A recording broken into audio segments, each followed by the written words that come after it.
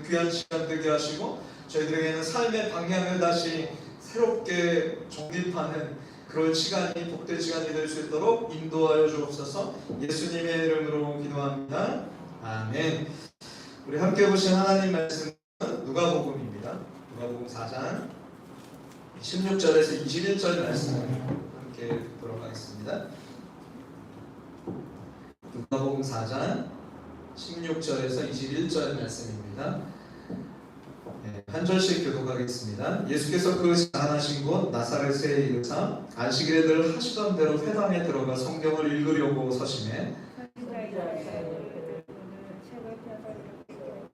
찾으시니 곧 주의 성령이 내게 임하셨으니 이는 가난한 자에게 복음을 전하게 하시려고 내게 기름을 부으시고 나를 보내사 포로된 자에게 자유를 눈먼 자에게 다시 보게 함을 전파하며 눌린 자를 자유롭게 하고 주의 은혜의 해를 전파하게 하려 하심이라 하였더라. 책을 덮어 그 맡은 자에게 주시고 앉으시니 회당에 있는 자들이 다 주목하여 보더라. 예수께서 그들에게 말씀하시되 이 글이 너희 위에 임하였느니라 하시니. 아멘.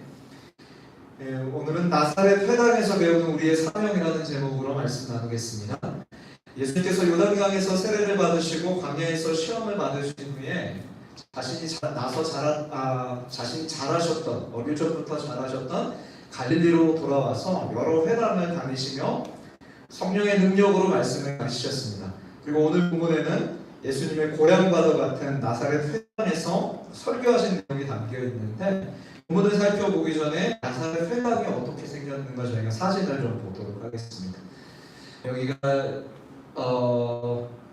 절벽산이라고 불리는 예수님을 오늘 본문에 보면 오늘 너희 귀에 이 글이 응하였다 하는 그 말을 듣고 동네 사람들이 예수님을 밀쳐서 죽이려고 하는 그런 장면이 후반부에 나옵니다. 그때 그 절벽산에서 바라본 나사렛 동네와 그 이스라엘 평원입니다. 거기에 가시면 나사렛 회당, 예수님이 어려서부터 참석하셨던 회당으로 추정되는 그 회당이 있는데요. 오른쪽은 출입구고 왼쪽에 보시면 그 내부입니다. 내부를 보시면 이렇게 동처럼 생겼어요. 여기가 예수님이 어릴 적부터 다니셨던 회당이라고 이야기를 해요. 그런데 구조가 좀 굉장히 특이합니다. 일반적으로 예수님 당시 회당들이 이렇게 생겼거든요. 그런데 예수님이 어릴 적부터 다니셨던 나사렛 회당이 이곳이라고 현재 알려져 있고, 그래서 성지순례를 가면 저곳에 이제 가서 보게 되는데요. 예수님께서 이곳에서 말씀을 전하셨던 것이죠. 그리고 현재는 그리스 정교회에서 기도처로 사용하고 있습니다. 그런데 이 회당은 당시에 어릴 적부터 사람들이 어릴 적부터 시작해서 이곳에서 이제 말씀을 들었어요. 그래서 뭐 형, 누나 그리고 부모님까지 뭐 집안에 숟가락이 몇 개 있는 정도까지 다 알 수 있을 만큼 그렇게 아주 친밀한 마을 공동체였습니다. 이 친밀한 마을 공동체인 회당에서 예수님께서 오늘 말씀을 전하셨고요. 그리고 오늘 이 글이 너희 귀에 응하였느니라 하셨을 때 사람들이 막 분노해서 예수님 밀어 떨어뜨리려고 했던 절벽산의 모습이 이렇게 생겼다고 해요. 저도 못 가봐서 사진만 지금 보여드리는데 저렇게 생겼다고 합니다. 자, 저희가 오늘 여기서는 좀 예수님께서 그 당시에 펼쳐서 읽으셨던 그 말씀을 기준으로 예수님의 사명에 대한 이야기를, 그리고 우리의 사명이 무엇인가에 대해서 좀 살펴보려고 하는데, 당시에 예수님 당시에는 회당에서 글을 읽을 때에 저희와 가진 성경같이 장과 절이 구별되어 있지 않습니다. 아시는 바처럼 두루마리 성경으로 되어 있죠. 두루마리 성경을 그 설교하는 사람이 랍비가 가서 찾아와서 읽는 게 아니라 랍비가 그 강단에 서면 그러면 그 성경을 맡은 자가 가지고 와서 그 성경 두루마리를 주는 거예요. 그럼 그 두루마리를 펼쳐서 읽고 말씀을 강론하는 것이죠. 그래서 16절 말씀 보시면 이렇게 되어 있습니다. 우리가 16절 말씀 한번 읽어보겠습니다. 시작. 예수께서 그 자라나신 곳 나사렛에 이르사 안식일에 늘 하시던 대로 회당에 들어가사 성경을 읽으려고 서시니. 여기서 우리가 두 가지 문장을 좀 주목합니다. 먼저 늘 하시던 대로라는 문장인데, 예수님은 언제나 안식일이면 늘 회당을 찾아서 예배하는 삶을 사셨습니다. 그죠? 늘 하시던 대로라고 얘기하잖아요. 그 일이 늘 하시던 일이었습니다. 그리스도인, 곧 그리스도를 따르는 저와 여러분 역시 늘 하던 대로 주일에 와서 예배당을 찾아와서 예배하는 사람이 되어야 할 줄 믿습니다. 요즘 코로나라고 해서 예배당에 찾아오는 것보다 이제는 스마트폰으로 예배하는 게 익숙해요, 이게 편해요 라고 하는 젊은 세대들이 많이 생겼다고 해요.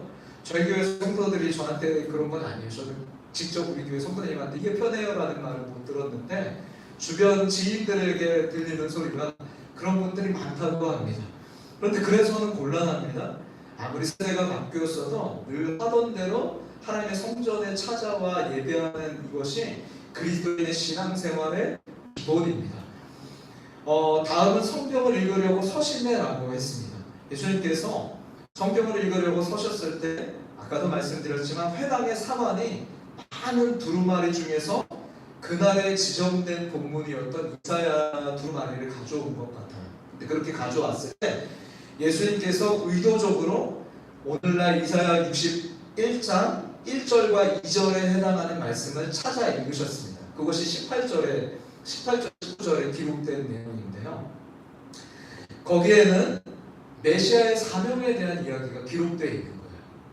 굉장히 재밌죠. 예수님이 시험 받으시고 첫 번째로 공식적으로 자기가 잘하신 나사렛 회당에서 공적인 설교를 하시는데, 딱 하필이면 이사야서를 가져다 줬고, 거기서 예수님이 의도적으로 메시아는 이런 사명을 감당하는 사람이 메시아야 라는 그 본문을 의도적으로 읽으셨습니다. 그리고 마지막에 뭐라고 하셨죠? 이 글이 너희 귀에 응하였느니라. 그러니까 내가 메시아다 라는 거죠. 그 이야기를 하시고, 그래서 그 이야기를 듣고 마을 사람들이 분노했던 것이기도 하죠. 자, 오늘 말씀을 통해서 저희는 예수님을 거절하면 안 됩니다, 그런 얘기 하려고 하는 게 아니고요, 메시아의 사명이 무엇인가를 다시 한번 짚어보기를 원합니다. 그러면서 메시아를 따르는 우리의 사명은 무엇인가를 좀 살피기를 원하는 것이죠. 18절 말씀을 한번 보시면 메시아의 사명은 네 가지로 얘기하고 있습니다. 첫 번째로 주의 성령이 임하시면, 그러니까 메시아가 그냥 사역하지 않았어요. 성령님의 능력으로 사역하였습니다. 우리도 마찬가지입니다. 어떤 사역을 하든지 주님의 능력을 힘입어 사역해야 되는데, 첫 번째로 하셨던 사역이 가난한 자에게 복음을 전하셨다고 말씀하죠. 여기서 가난한 자는 문자적으로 경제적으로 힘든 그런 사람이기도 합니다. 그러나 동시에 심령이 가난한 사람이에요. 심령이 가난한 자가 복이 있나니, 예수님 산상수훈에 그렇게 말씀하셨잖아요. 심령이 가난한 자가 복이 있다라고 하신 것처럼 그날에 읽으셨던 이사야 61장 1절에도 이렇게 말씀합니다. 여호와께서 내게 기름을 부으사 가난한 자에게 아름다운 소식을 전하게 하려 하시니라. 다음에 이어지는 말씀이 나를 보내사 마음이 상한 자를 고치며 라고 되어 있어요. 그러니까 마음이 상한 자, 심령이 가난한 사람을 예수님이 고치기 위해서 이 땅에 오셨습니다. 예수님의 관심은 심령이 가난한 사람들이에요. 그래서 메시아를 찾고 간절히 기다렸던 사람들에게 복음을 전하는 것입니다. 여러분, 이 땅에 가난한 사람들이 의지할 게 없어요. 부자는 돈을 의지하고 인맥도 많기 때문에 의지할 게 많아서 메시아를 절실하게 찾지 않습니다. 그러나 가난한 사람, 정말로 물질적으로도 가난하고 심령이 너무 가난해서 주님 외에는 날 도울 사람이 없습니다 라는 그런 사람은 간절히 메시아를 기다리게 되죠. 이 두 경우의 차이가 이런 것 같아요. 환자는 똑같은 환자인데 자기가 아무 증상이 없어서 건강한 줄 알고 착각하고 있는 사람, 이 사람은 자신은 환자처럼 생각하지 않아요. 그래서 의사를 찾지 않습니다. 똑같이 죽을 병에 걸렸어도 의사를 찾지 않아요. 그런데 내가 어떤 질병이 있는지, 죽을 병이라는 질병이 있는지를 깨달은 사람은 이 질병을 해결할 수 있는 의사가 있다라 하는 그 소식을 들으면 어떻게 돼요? 그 의사를 반드시 찾아가서 만나고 싶어서 무슨 수를 씁니다. 어떻게 해서든지 만나려고 하겠죠. 심령이 강한 사람은 그렇게 절박한 심정으로 메시아를 찾는 사람입니다. 그리고 그분이 내 상한 마음을 치유하시고 내 삶에 역사해 주실 것을 간절히 사모하게 되는 것입니다. 그러므로 저와 여러분도 마음이 가난했으면 좋겠습니다. 이 주님 없으면 나는 내 인생 바로잡을 수 없습니다라고 고백할 수 있는 걸 심령이 가난한 사람이 되면 좋겠습니다. 그래서 주님으로부터 문제를 해결받는 사람이면 좋겠습니다. 그래서 그 문제를 해결받았기 때문에 이것이 간증이 돼서 다른 주변에 정말 충실하게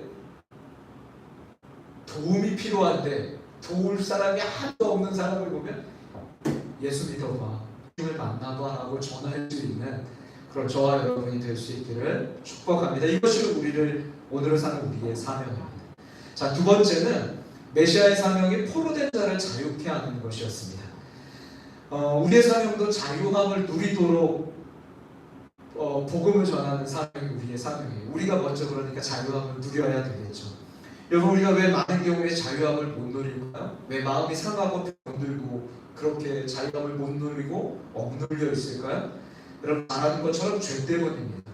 죄가 성경에 보니까 요한복음 8장 34절에 보니까 예수님께서 이렇게 말씀하셨어요. 죄를 범하는 자마다 죄의 종이니라. 자, 이 말씀을 듣고 생각해 보세요. 저와 여러분이 죄 한 번도 안 짓고 사는, 아니 일주일 동안 죄 많이 져요. 그런데 그렇게 생각으로 많이 져요. 뭐 겉으로는 이렇게 뭐 법이 없이도 살 사람도 마음으로는 죄를 짓는다. 예수님은 심지어 마음으로 누굴 미워하며 살인하는 자 죄다라고 얘기하시니까. 그리고 실천적으로 부모를 공경하라고 했는데 부모를 공경하지 않으면 그것도 죄 짓고 사는 거예요. 미워하지 않았어도 그런 거다. 하라고 하신 말씀에 순종하지 못하고 사는 것도 죄라고요. 내 이웃을 내 몸처럼 사랑하라 하셨는데 난 내 이웃이 내 몸 같지 않거든요. 그럼 죄를 지은 거예요. 우리는 그러면 죄를 범하는 자마다 죄의 종이라고 하셨으니 우리는 죄의 종입니다. 그리고 로마서 3장 9절에 보면 그러면 우리는 어떠하냐? 우리는 나으냐? 바울이 그렇게 물어요. 이방인들에 대해서 죄인이라고 막 한참 얘기해놓고 그러면 우리는 나으냐 묻는 거예요.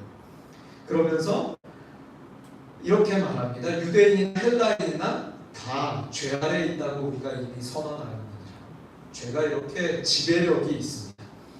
그래서 바울이 자기 자신을 향해서도 이렇게 말했어요. 내가 원하는 바 선을 행하지 않고 도리어 원하지 않는 바 악을 행하는 것. 저와 여러분이 경험하는 것 아닙니까? 저와 여러분이 주일날 말씀 듣고 아멘 하나님 날 그렇게 살겠습니다 다짐하지만 돌아서 갖고 나와서 일상에 살다 보면 마치 사막의 길을 샌들 신고 걸으면 발이 싹 까매지는 것처럼 자연스럽게 그 죄악된 세상에 살다 보면 그렇게 죄에 어느덧 나도 모르게 지고 사는 거예요. 이게 신학적으로는 죄의 중독이라고 이야기를 하는 거고 현대의학에서는 이것을 중독이라고 얘기합니다. 여러분 얼마나 많은 경우에 우리가 신학적으로 죄의 지배로 죄의 중독인데 여러분 오늘날 우리가 얼마나 많은 경우에 중독에 빠져 삽니까? 나는 중독에 안 빠지셨다고 장담하실 수 있습니까? 스마트폰 중독, 커피 중독, 설탕 중독, 성 중독, 도박 중독, 쇼핑 중독, 드라마 중독, 탐식, 심지어 일에도 중독하는 사람이 다른 거 다 중독 안 됐는데 그랬는데 믹스 커피를 하루에 한 잔씩 안 마시면 잠을 못 자. 이러면은 중독인 거잖아요. 스마트폰이 없으면 불안해가지고 어디 외출을 못해요. 이러면 중독이잖아요.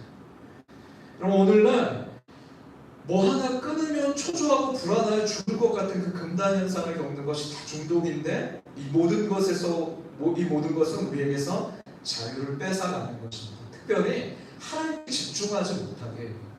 무엇에 중독이 됐든지 하나님께 집중하지 못하게 합니다. 드라마에 중독이 된 사람은 자나깨나 다음화 언제 나오나 그거 생각하느라고 하나님의 말씀을 읽지 못해요. 그러나 주님께서 우리에게 말씀하셨습니다. 요한복음 8장 31절에 이렇게 말씀하십니다. 그러므로 예수께서 자기를 믿은 유대인들에게 이르시되 너희가 내 말에 거하면 참으로 내 제자가 되고 진리를 알지니 진리가 너희를 자유롭게 하리라.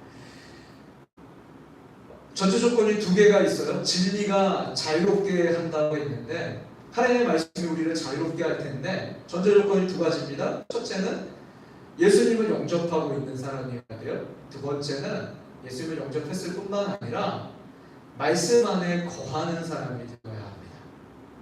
그러니까 우리 안에 말씀이 거하고 내가 말씀 안에 거하고 많은 경우에 우리가 예수님을 영접했는데도 불구하고 삶의 변화가 없고 마음의 자유함이 없다면 어떻게 보면 내가 예수님을 믿었지만 아직 하나님의 말씀이 나를 강하게 지배하고 있지 않은 거예요. 오히려 여전히 다른 어떤 것에 지배되고 있는 줄도 모릅니다. 그러므로 저와 여러분이 하나님의 말씀이 나를 지배하실 수 있도록 내 상황과 딱 맞는 말씀을 주세요. 만약에 내가 몸이 너무 아픈데 지난 주일과 같은 말씀을 주시는 거예요. 주여 원하시면 나를 깨끗게 하실 수 있나이다. 그러면 아멘 했잖아요. 그러면 일주일 내내 자나깨나 몸이 아프면 그 말씀 선포하고 기도하는 거예요. 그러다 보면 하나님께서 우리 마음 가운데 역사하시고 우리 질병을 치유하시고 고치시면서 우리로 하여금 자유함을 누릴 수 있도록 역사해 주실 줄 믿습니다. 여러분 그 진리의 말씀으로 우리가 또한 동시에 내가 그렇게 자유함을 누릴 뿐만 아니라 주변에 눌려있는 분들에게 중독에 빠져 사는 이들에게 자유롭게 하는 복음을 이렇게 선포할 수 있는 거예요. 왜냐하면 내가 좋은 걸 경험하면 그거 먹어봐. 내가 먹어봤더니 머리 그렇게 아프던 게 괜찮다니까 하면서 얘기하는 것처럼 하나님의 말씀이 내 안에서 역사하는 것을 경험한 사람이 예수 믿어보라고 삶이 달라질 수밖에 없다고 전할 수밖에 없게 되는 거죠. 예수님의 사명이 그렇게 포로된 자를 자유케 하시고 가난한 자에게 복음을 전하는 거였어요. 그리고 세 번째로 눈먼 자를 보게 하는 것이었습니다. 이게 주님의 사명이었습니다. 그리고 눌린 자를 자유케 하는 게 주님의 사명이었죠.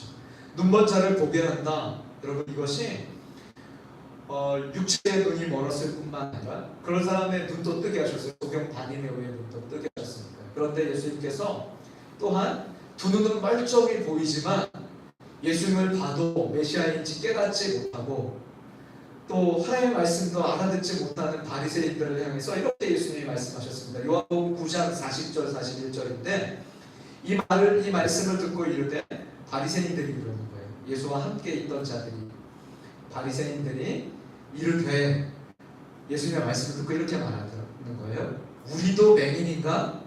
예수께서 이르시되 너희가 맹인이 되었더라면 죄가 없었으려면 본다고 하니 너희 죄가 그대로 있느니라. 이렇게 말씀하십니다. 예수님은 그분을 믿지 못하고 죄사함 받지 못하는 바리새인들이야말로 영적인 죄인이다 말씀하셨던 것입니다. 여러분 헬렌 켈러가요 누군지 아시잖아요. 이 장님으로 태어났던 이 여인이 이런 말을 남겼어요. 맹인으로 태어난 것보다 더 비참한 것은 눈을 가지고 있어도 미래를 보지 못하는 것이다. 아마 예수님께서는 이렇게 말씀하셨을 거예요. 너희가 두 눈을 본다고 하느냐? 그런데 영적인 비전도 없고 하나님 나라도 보지 못하고 말씀을 보아도 깨닫지 못하니 이거야말로 비참한 일이다. 주님이 그렇게 말씀하셨습니다. 여러분 우리가 예수님을 알아야 삶의 목적이 새롭게 생기는 정확한 삶의 목표의 관역을 맞출 수 있는 성경에서 죄는 헬라어로 하마티아인데 관역을 맞추지 못했다라는 어원에서 나온 단어입니다. 죄가 뭐예요? 그러니까 하나님이 정하신 관역이라는 정확한 목표가 있는데 거기서 벗어나면 그러니까 하나님의 말씀이라는 관역에서 벗어난 모든 삶은 죄라는 거죠. 우리 인생의 관역은 무엇일까요? 예수님께서 아주 간단하게 얘기해 주셨어요. 온 마음 다해 하나님 사랑, 이웃을 내 몸처럼 사랑. 자연을 정말로 아끼면서 잘 돌보며 사는 것, 그리고 나 자신을 하나님 형상으로 사랑하는 것. 그럼 이것이 우리 삶의 반역이에요. 그러니까 여러분 자신을 미워하지 마십시오. 어떤 일에 실패하거나 우리가 잘못해서 넘어질지라도 오늘 또 그랬구나, 괜찮아, 이런 나를 하나님 사랑하셨어라고 다독여 줄 수 있어요. 그러면서 다시 회복하시면, 왜냐면 이런 나를 주님이 사랑하셔서, 하나님 사랑하셔서 예수님을 보내주셨거든요. 이런 나를 사랑하셔서 보내주셨죠. 그래 놓고 야 너 그때랑 어쩜 이렇게 똑같니 하고 마음 바꾸시는 분에 사람은 마음을 바꿔요. 그러나 하나님 마음을 바꾸지 않았어요. 그런 나를 아직 죄인 되었을 때 사랑해 주셨기 때문에, 이런 주님의 사랑을 깨달으면 영적인 눈이 띄어지는 거예요. 그래서 내가 이렇게 받을 자격 없는데 주님의 사랑을 받았구나 해서 다른 사람을 우리도 주님의 사랑으로 비로소 사랑할 수 있는 그런 출발점이 생기게 되는 것입니다. 제가 굉장히 인상적인 얘기를 정신과 그 상담 선생님에게 들었어요. 유튜브에서 들었는데 이분이 하는 얘기가 이래요.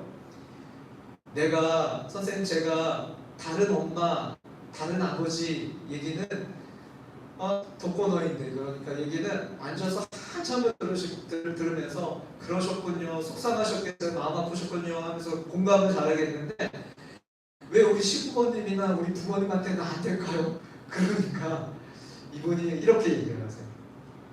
부부 사이에도 힘들고 부모님과 자녀 사이에도 힘든 이유가 있는데, 왜냐하면 부부 사이나 가족 관계에서는 서로 받을 게 있다고 생각한대요. 왜냐하면 지금까지 내가 부모님을 공경하거나 아니면 부모님 자식에게 해줬거나 하는 열심히 베풀면서 살아왔기 때문에 딱 어떤 힘든 일이 있어서 딱 마주쳤을 때 내가 막 얘기하면 가만 생각해 보세요. 우리가 그래요. 다른 사람이 힘들다 그러면 아이고 힘들었겠구나 그러는데, 그러면 야 너만 힘드니? 나도 힘들어. 그래요. 가족끼리는 그래요. 근데 그러는 이유가 서로 내가 그렇게 지금껏 살아왔기 때문에 마치 100만 원씩 빚진 사람이 앞에 앉아서 내가 빚을 받을 게 있다고 생각하기 때문이라는 거죠. 그래서 부부 사이에 그리고 부모 사이에 대화가 시작되고 공감이 시작되려면 우리는 서로 그럴 수밖에 없는 사이구나 라는 걸 인식하고, 그럼 내가 이야기할 때 저 사람이 자기도 힘들겠구나를 분명히 얘기하겠구나를 미리 알고 있으면, 서로가 그걸 알고 있으면 대화가 이제 비로소 시작될 수 있다라는 이야기를 해줘요. 제가 왜 이 이야기를 할까요, 여러분? 우리가 알아야 누군가를 품어줄 수 있잖아요. 우리가 주님의 사랑을 알아야 나도 이 받은 사랑을 더 되돌려 줄 수 있어요. 주님이 우리를 그토록 사랑하신 이유는 내가 그 사랑을 내 주변에 하나님께서 붙여준 사람들에게 실천을 하고 베풀어 주신 거죠. 그러니까 그렇게 사랑해야 되는데 그 사랑의 대상이 내가 힘들거나 어려워도 내가 이래 그러면은 내가 너를 위해서 얼마나 더 해야 돼 이럴 거니까, 그걸 알고 우리가 마음의 준비를 하면 그럼에도 사랑할 수 있다는 거죠. 우리의 삶의 목표는 먹든지 마시든지 무엇을 하든지 하나님의 영광을 위해서 사는 것입니다. 내 유익을 위해서 구하며 사는 게 아니에요. 일이 쉽지 않기 때문에 주님이 주의 성령이 내게 임하셨으므로 사명을 하신 것처럼 저와 여러분도 주의 성령이 우리 안에 임하심으로 이 사역을 감당할 수 있기를 소원하고 성령의 충만함을 간구하며 살아야 할 것입니다. 그런데 여러분, 오늘 이 메시아의 사명과 관련해서 굉장히 인상 깊은 대목이 있어요. 19절 말씀입니다. 한번 19절 말씀 읽겠습니다. 시작. 주의 은혜의 해를 전파하게 하려 하시니라 하였더라. 아멘. 읽었는데 이게 왜 인상 깊은지 잘 모르시겠죠? 이게 인상 깊은 이유가 있어요. 예수님이 읽으셨던 이사야 61장 2절 원문에는 이렇게 기록되어 있습니다. 제가 이사야 61장 2절 말씀을 읽을 테니까 이 19절하고 차이점을 한번 살펴보세요. 제가 읽겠습니다. 여호와의 은혜의 해와 우리 하나님의 보복의 날을 선포하며 라고 되어 있어요. 무슨 차이가 있어요? 여기서는 이사야서는 우리 하나님의 보복의 날도 선포한다고 되어 있어요. 그런데 19절에서는 보복의 날은 쏙 빼고 은혜의 해만 전파한다고 되어 있잖아요. 예수님께서 의도적으로 보복의 날을 생략하셨습니다. 왜 그러셨을까요? 은혜의 해를 강조하기 위해서. 보복의 날은 언제이게요? 주님 재림하시는 그날에 하나님을 끝까지 거부하고 하나님을 대적하고 예수 믿는 사람들을 박해하고 있는 사람들에게 큰 심판이 오고, 그때가 보복의 날이에요. 주님 재림하시는 그날. 그런데 예수님이 지금 계신 회당에서 이제 막 공생애를 시작하는 그 시점은 어떤 해예요? 은혜의 해입니다. 주님의 복음을 전함으로 은혜가 선포되는 거예요. 그런데 여기서 은혜라는 단어 자체가 구약의 희년이라는 말에서 왔는데, 구약의 희년이 어떤 개념이냐면요, 7년마다 안식년이 오면 77에 49에서 49년 다음 해인 50년째 되는 해에 이스라엘은 율법에 명해져 있습니다. 노예를 풀어주고 빚은 다 탕감해주고 땅은 안식년을 누리게 했습니다. 노예 입장이라고 생각해보세요. 빚진 자였다고 생각해보세요. 희년이 왔어요. 얼마나 은혜겠어요. 억눌렸던 것에서 다 풀려지는데, 메시아의 사명을 통해서 그런 은혜의 해가 도래했다고 이야기를 하시는 것입니다. 그래서 실제로 주님의 사역을 보면 공생의 사역 가운데 수많은 병자들이 그 질병으로 눌렸던 일에서 노인받게 돼요. 그런 병고침의 은사가 나타나요. 모든 삶의 죄와 삶의 억압으로부터 주님이 이 땅에 오심으로 자유하게 되는 그런 기적들을 우리가 보게 됩니다. 우리 38년 된 병자 못 고침 받는 거 우리가 보셨잖아요. 못 고칠 것이 없는, 그러므로 은혜의 해입니다. 사랑하는 여러분, 저와 여러분이 그 자유와 은혜를 누리고 계십니까? 이걸 누리셔야 돼요. 그래야 우리가 메시아의 이 사명을 내가 받아서 전하지 말라 그래도 나가서 전하게 돼요. 얼마나 예수 믿는 걸 복인지 아니 하면서 그렇게 전하게 되는 것이죠. 바울이 이런 고백을 했어요. 부활하신 예수를 만났던 바울이 고린도후서 6장 2절에 지금은 은혜 받을 만한데요, 보라 지금은 구원의 날입니다. 지금이 그런 날입니다. 저와 여러분이 오늘 이 밤에도 주님 안에서 풍성한 은혜를 주님 나도 누리기를 원합니다 라고 함께 기도하면 좋겠습니다. 우리 함께 오늘 주신 말씀 기억하면서 함께 기도하실 텐데요, 세 가지 말씀을 통해서 세 가지 기도 제목 잡고 기도하겠습니다. 첫째로 예배의 삶을 회복하게 하소서. 우리 성도님들을 위해서 중보해 주십시오. 예수님께서 안식일마다 회당에 가서 늘 하시던 대로 예배하셨더라. 우리도 주님 주일마다 주님 전에 나와서 예배하는 그런 예배의 삶을 회복하게 하소서. 특별히 젊은 세대가 그렇게 회복돼야 됩니다. 젊은 세대가 지금 큰일 났어요. 예배 세대의 삶을 회복하게 하소서. 우리 간절히 부르짖겠습니다. 두 번째는 예수님의 사명을 나의 사명으로 붙잡게 하소서. 주님, 우리 인생의 목표가 하나님 나라가 되게 하시고 내 삶이 주님 안에서 고침받고 치유함 받아서 주님 내 삶에서 저절로 주님의 나라를 찬양하고 내 삶에서 저절로 정말 억눌린 사람만 보면 예수 믿어보라고 중보할 수 있는 그런 삶의 기쁨이 회복되게 해달라고 주님의 사명이 나의 사명 되게 하소서. 두 번째로 기도해 주시고, 세 번째는 지금이 은혜 받을 만한 때고 지금이 구원의 날임을 기억하고 은혜를 사모하고 은혜 안에서 자라가는 우리 성산교회 성도님들이 될 수 있도록, 주님 코로나 시대에 그 어느 때보다 은혜가 내게는 필요합니다. 주님, 내게는 주님의 구원이 간절히 필요한 때입니다. 주님, 이 코로나 상황도 또한 아버지 하나님 주님 역사하셔야지만 해결될 수 있습니다. 우리 일상이 회복되게 하시고 예배가 회복되게 하시고 삶이 회복되게 해달라고 우리 같이 한번 오늘 주신 말씀 기억하면서 함께 축복을 하고 기도하겠습니다. 하나님 아버지 감사합니다. 아버지 하나님, 주님의 시간 아버지 하나님 우리에게 주신 말씀 기억